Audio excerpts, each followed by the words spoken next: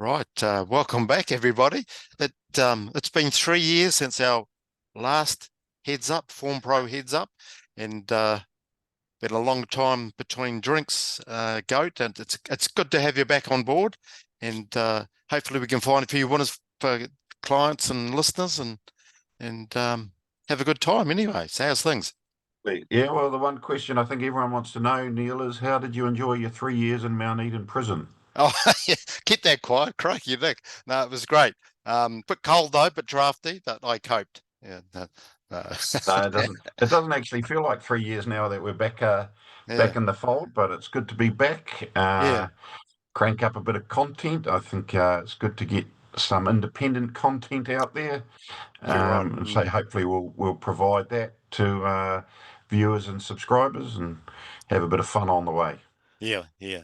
It yeah, myself too. I've had a couple of months off and I was getting itchy feet to get back into it. I've come back a month earlier than I said I would because I'm really keen about the racing. Stake money's up, good horses here, and they're staying here too, aren't they? I've heard trainers talk about owners aren't tempted to sell. Before they were tempted to sell, they go over to Australia. Now we're getting these good horses racing in the spring and summer. It makes racing much more interesting rather than 5 or 6 horse fields, etc., etc. Yeah. Anyway, we're going to have a look at 2 or 3 races from Ruakaka and Hara and chew the fat and a couple of things, and then we'll see how we go.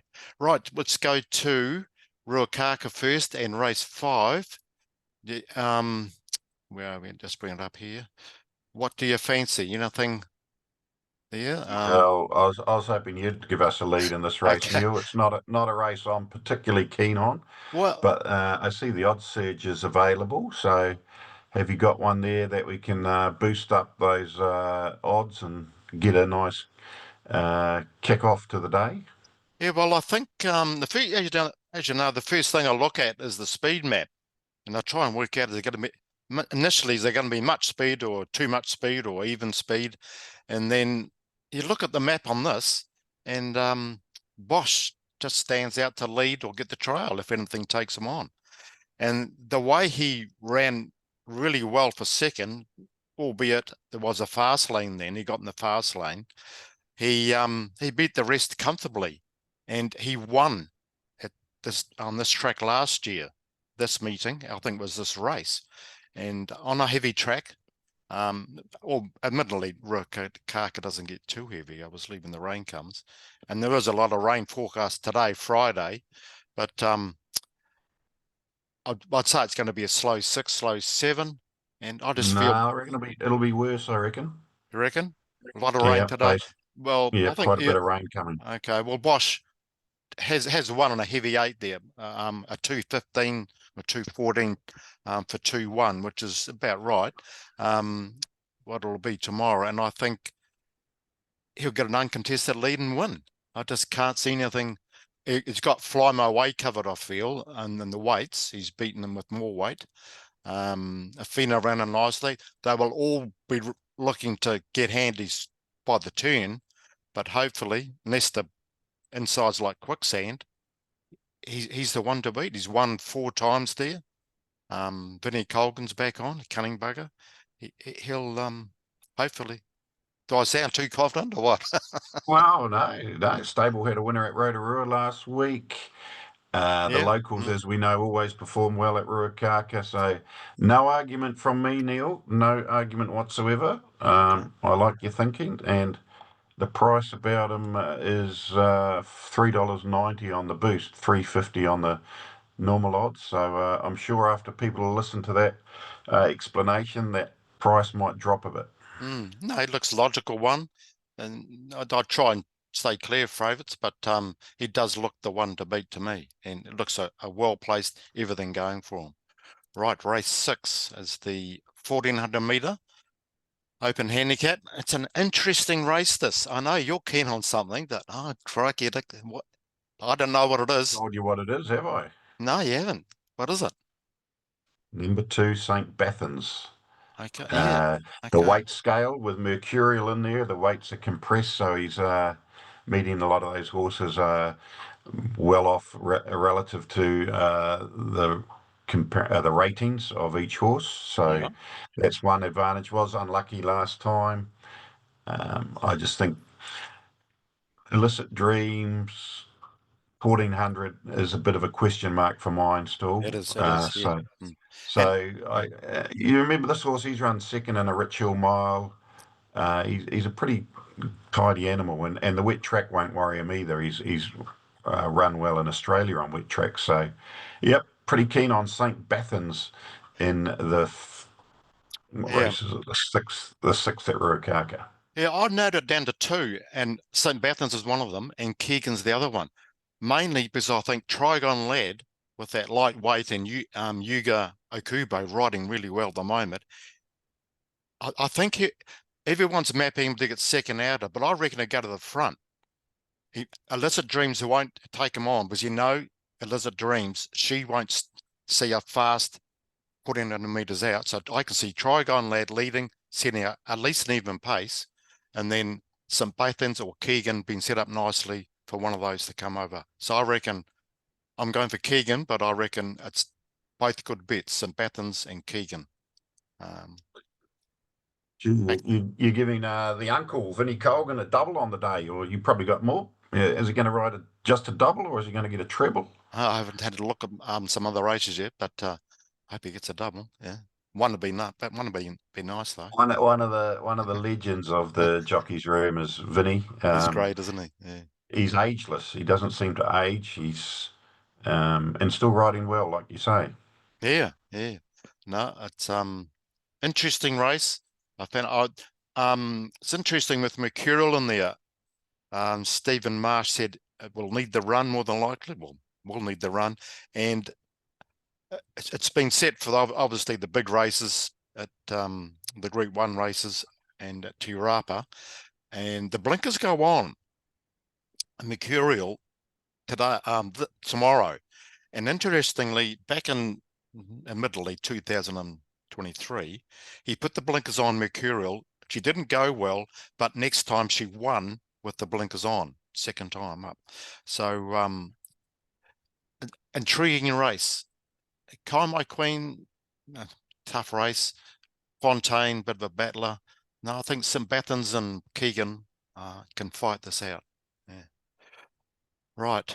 Uh, Muriel just it hasn't had a sex change, has it, Neil? I thought it was a bloke. which one? Curial. It's a gelding, not a mare. Oh, it is too. Oh, she may have had a That's the six change. ultimate. That's the ultimate gear change. She might have Uh, had a six change a we couple of shouldn't years we ago. shouldn't say that's out of the possibility realm of possibilities in today's society. Yeah. Horses identifying as Yeah. females, Yeah. perhaps. Who knows? LGBTQ or something. Okay. Egmont. Now race 5. A really small field, interesting field, and you've got the inside info on Chantilly Lace. We all are waiting to hear your comments with Well, you know bated what they breath. say. Owners are the worst judges. Yeah. Uh, Yeah. and she's actually quite hard to get a line on because she's quite a lazy track worker. So Oh, yeah. um, you would assume she's fit. Um, that was probably the heaviest track she's ever run on last time at Mm, Trentham, and she acquitted herself pretty well. Pretty similar sort of, you'd assume it would be a loosish sort of heavy track there. They're going to cop a fair bit of yeah. rain today, Mm, um, but it will fine up tomorrow. So hopefully there won't be any issues to get through the meeting. yeah. But I think one thing to note is the engagement of Bruno Quiros. Mm, Now, I don't want to blow my own trumpet, Neil, but 3 years ago, maybe a bit over 3 years ago, on one of our podcasts, I spruiked a young apprentice called Lily Sutherland, and I think she's justified that spruik. Very good mm, rider. mm, And I'll spruik Bruno Quiros to be one of our top riders going forward. He's already been booked, would you believe, for Grail Seeker and the Tarzino. So oh, if yeah. good judges like Lance O'Sullivan and Andrew Scott have booked him this far out for probably be close to the pre-post favourite in that race, Yeah. then you got to take note. So he's a very competent rider. He doesn't like the cold though. No Uh, surprise, having lived in Brazil and Singapore most of his life. yeah. But I think he's adapting, and I think that will help. And the weight scale suits Chantilly tomorrow. Meets Chase a lot better off than last time, and even though she beat him, so Yeah. yeah, I guess I'm relatively confident, but the price is probably about right. So Yeah. when you Yeah. open a mule, you don't really need to punt them. That's what I've learned. Otherwise, you get doubly burnt when they go no good. Yeah, that's right. And all horses tend to go no good more often than they win. So yeah, I like her. Chantilly Lace. It was a great run. She's being scrubbed out 600 meters out at Trentham, wasn't she? And she really responded and kept on giving, was closing on the line. So she's a tough bugger, isn't she? Yeah. He goes through a flat spot, and I think that was most Mm, evident at Tauranga 2 starts ago. yeah. Got detached from the field, Mm, and then got to the outside and flashed home for mm, fifth. So yeah, I think Bruno with that ride under his belt on her will know her a bit more. So yeah, hopefully she can do the business. It'd be nice to get a win yeah. with her before she heads off to the Broodmere paddock All in right. later this year All or right. early next year. Okay. Oh, she's going. Okay, that's good. I like Benefactor. I like Chantilly Lace, but I also like Benefactor. I tipped her out as a really good bet last start, and she won easily and easier company. But I really have liked this mare for last year and this campaign. She's won a couple of times fourth up, and she's fourth up tomorrow. And Kate Hercott gets on well with her, and I think she's got really good acceleration in heavy ground. If she's near Chantilly Lace, she's going to give her a hell of a fright, and I really like her. She maps to come across and sit in the 1-1 and get a good run from there. Um, Express at a go will probably go forward with Tobias, and I think they will set up the pace. And I think Chantilly Lace to get the perfect trail and Benefactor on her outside. So it'll be an intriguing race of tactics, but yeah, I'm going for Benefactor over Chantilly Lace. Fair enough. As you say, Amir in form. I don't Yeah. think Chantilly Lace will be in the trail, though. I think she'll be near last, I would have thought. Oh, okay. Yeah, she just doesn't really have that early muster. Okay. But no, I agree. Benefactor's probably the one you'd have to be most scared of. As you say, it was a pretty dominant win last time. Yeah. But Yeah.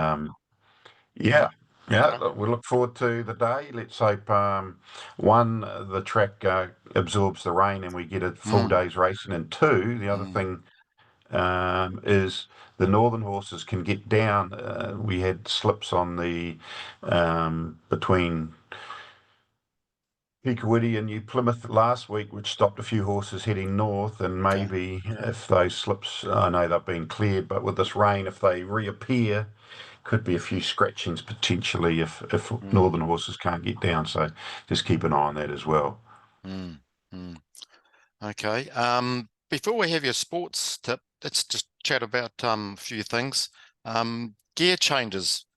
Heaps of gear changes made to horses, but I think many punters like seeing blinkers go on a horse, second or third up, and it's a big trump card to play. And when it's played, it's normally a winning one. Well, not normally, but that's a good sign. It's ready for a 2-win. Just mentioned Mercurial before.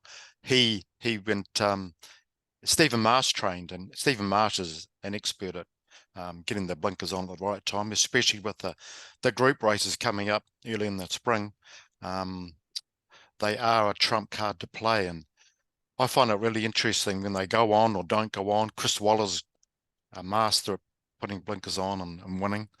Um, is there anything you look for in gear changes, or Chrissy, or um, anything there that you He's can definitely mention? more astute in this subject than I am.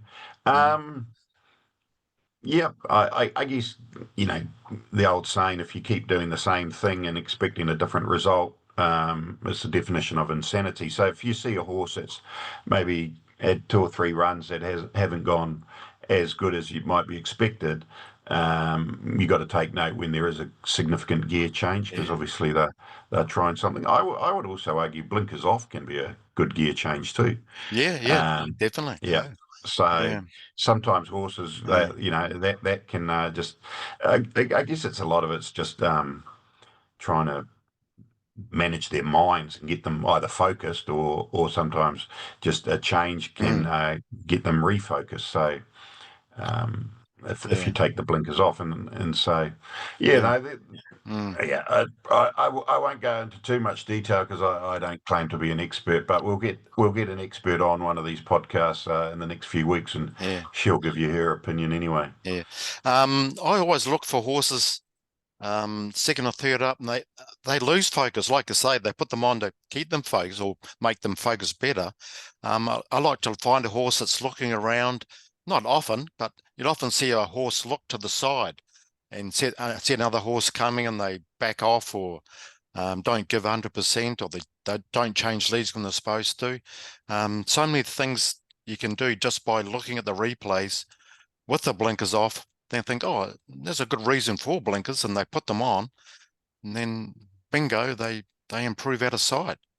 Some horses improve out of sight, all right, when the blinkers go on. So it's always something I always check to make sure which horse is having blinkers on. Thing that you're probably a leading edge expert on is, especially at this time of the year with the heavy tracks, is leg action and the high leg action, knee action to get through the winter tracks. Yeah. Um, do you want to give us a bit of a rundown on what you do to identify horses that you think will be able to cope with the testing conditions? Yeah, well, David Walsh put me onto this. We watched some videos together, and the high knee action, they knee goes up high, then they go down more vertically than horizontally onto the grass. So they're digging in and pulling back. They get a better grip, and they get better traction. Um, it's sometimes they'd be hard to pick up at normal speed. So I slowed the videos down. Well, initially I slowed the videos down and learned how to pick up the action. Does it look more suitable for a dry track like daisy clipper action, which is good for a dry track, and more up, knee up and down vertically?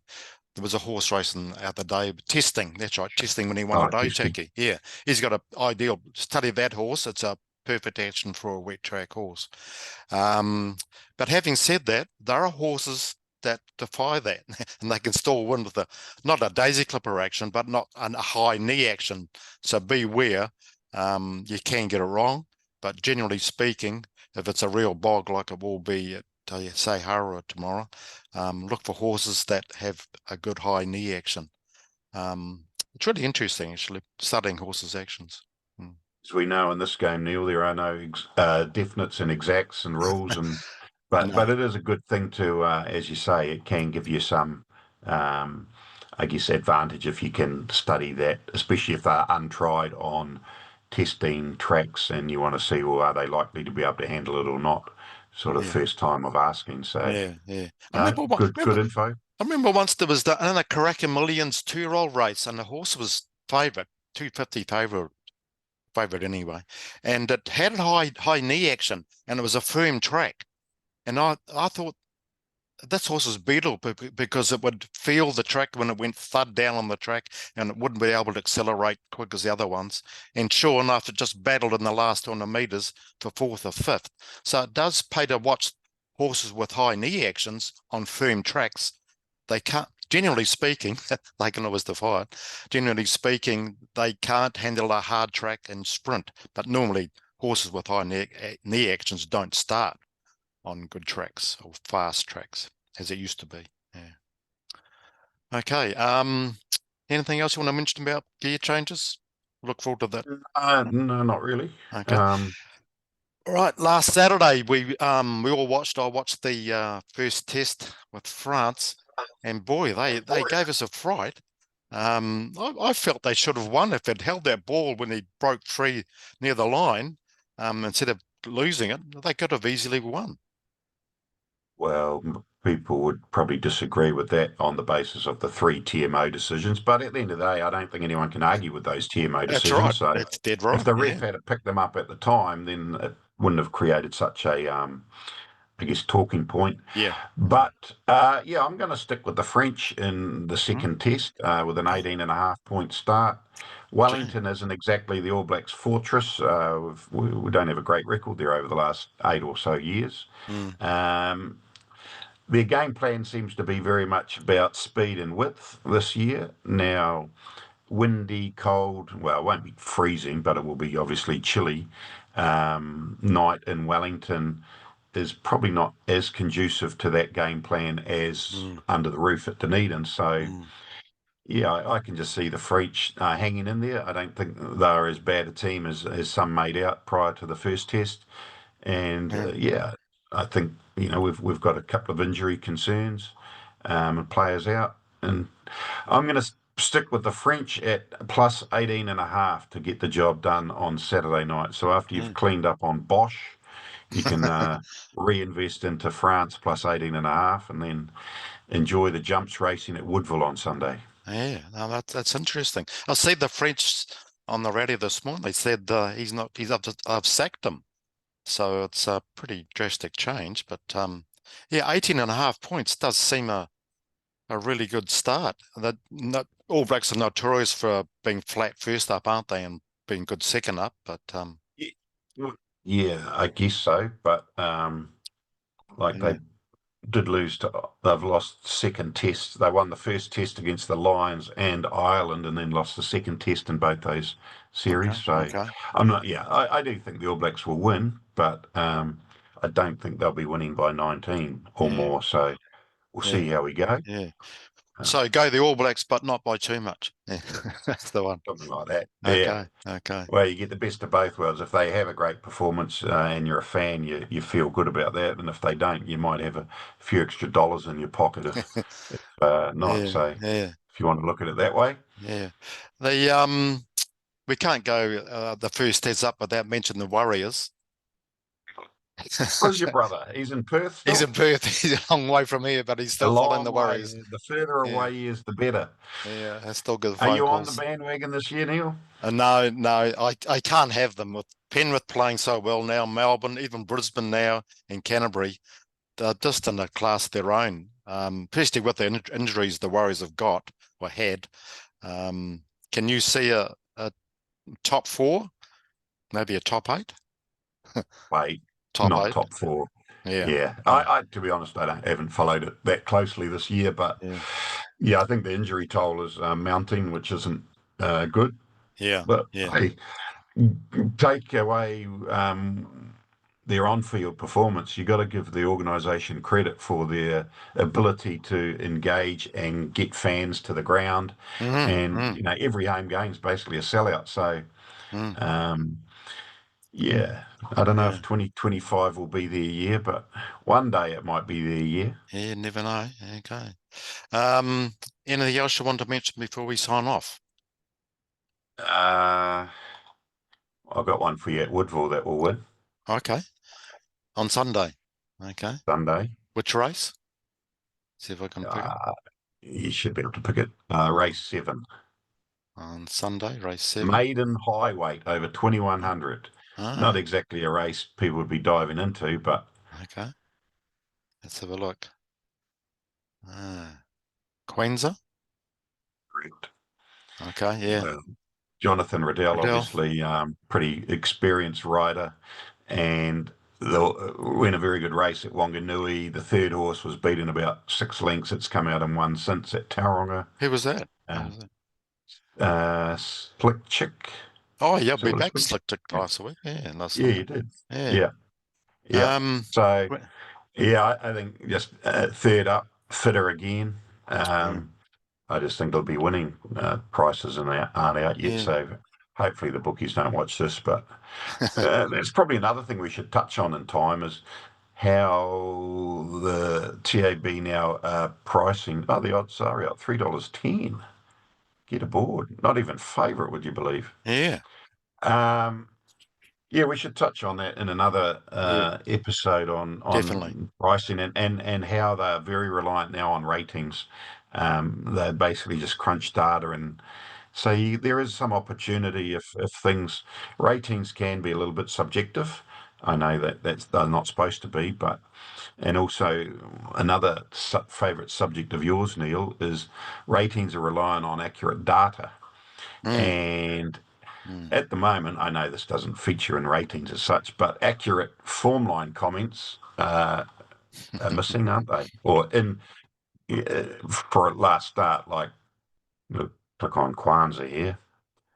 Awkward, kicked up, handy, challenge for it. Now that one's probably about right, but there's so many of those that are uh, pretty average comments, I would Yeah. suggest. To be fair, the I was happy for AI. I was doing the form lines before, as some people know, and I said, good, AI can take over as long as they're accurate comments, and they weren't accurate when they first came out. Just so many mistakes are ridiculous. But I know from just recently, a human is doing it, um, and the comments have got better. So it doesn't, but they don't check the Stipes report, which for checks, slow out, hampered, crowd, that sort of thing, which is important to know for punters. So I'll give it another month and come back and make a comment again to see how they've improved. Hopefully they've improved to punters' contentment. But okay. So got Queens are on Sunday. Who won that race? It's a Wanganui, wasn't it? Leprechaun. Oh, I remember that And race. Yeah, it was real slow, it went wasn't it? okay. Yeah, Yeah, but they cleared out. Let's have a look. They were about 5 lengths in front of third from memory. yeah, Um, that's right. let's have a look. Actually, make it. There was 7 lengths, over 7 lengths between Kwanzaa and Slick Chick, Yeah, and it's and come out and won. yeah, won And well too. Leprechaun went a pretty good race next start in 65 grade. So, Yeah, yep, quite like Kwanzaa tomorrow. yeah, and the top Oh, rider. Sunday, sorry. Yeah, top rider. Okay, that's everything. I think next week we'll come out again and do another one. Uh, oh, well, good luck with the heavy tracks at Hara, Woodville, and hopefully not at Ruakaka. But they'll be going about 113, I suppose, at Ruakaka for 1,200 meters. Should be a decent day. The forecast is for showers on Saturday, rain today. So hopefully we can back a few winners and make a bit of money. And good luck with Chantilly Lace. Should be a good Thank you. race. We'll Yeah, need it. yeah, Hopefully, she can put her foot in the till, and that'd be nice. yeah. And go the All Blacks, but not by too much. Yeah. Rightio. See you, everybody. Cheers.